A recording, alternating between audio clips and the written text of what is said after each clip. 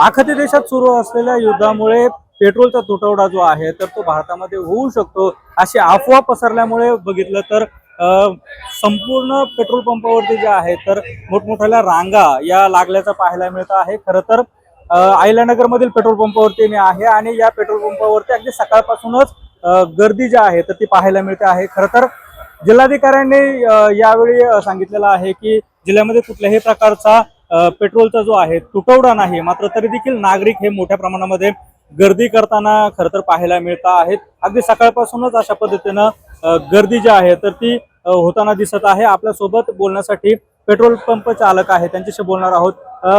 सकाळपासूनच गर्दी आहे, कुठेतरी अफवा आहे? सकाळपासून नाही साहेब, हे मला कालपासून म्हणजे ही गर्दी आहे।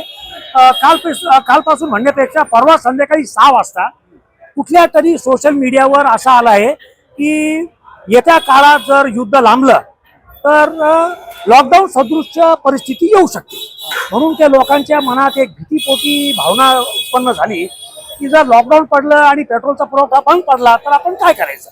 म्हणून ती एक म्हणजे आपण म्हणतो ना की जसं आपण लगेच पळतो आपण, म्हणजे पॅनिक बाईंग ज्याला आपण म्हणतो की लोकांना वाटलं की आपल्याला काही मिळणारच नाही, म्हणून लोकांनी पेट्रोल पंपाकडे धाव घेतली। परवा संध्याकाळी 6 वाजल्यापासून तर आजपर्यंत मला कंटिन्युअस हा प्रॉब्लेम फेस करतोय मी।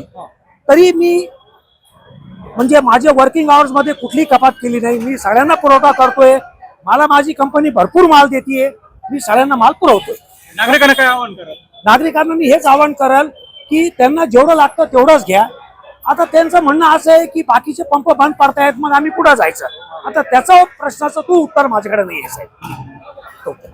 एकूण जर बघितलं तर नागरिकांनी मोठ्या प्रमाणामध्ये या पेट्रोल पंपावरती गर्दी केल्याचं खरं तर पाहायला मिळतं आहे। आणि दुसरीकडे जर बघितलं तर मोठी कसरत करून नागरिक हे पेट्रोल पंपावरती तासनतास उभे राहून अशा पद्धतीनं पेट्रोल भरून घेत आहेत। मात्र रात्रीच्या वेळेला चोरटे याच पेट्रोलची जे आहे चोरी करतानाच्या घटना देखील समोर आल्याचं अहिल्यानगर मध्ये पाहायला मिळालंय। कॅमेरा पर्सन प्रसाद सुनील भोंगळे, एबीपी माझा, अहिल्यानगर। एबीपी माझा, उघडा डोळे बघा नीट।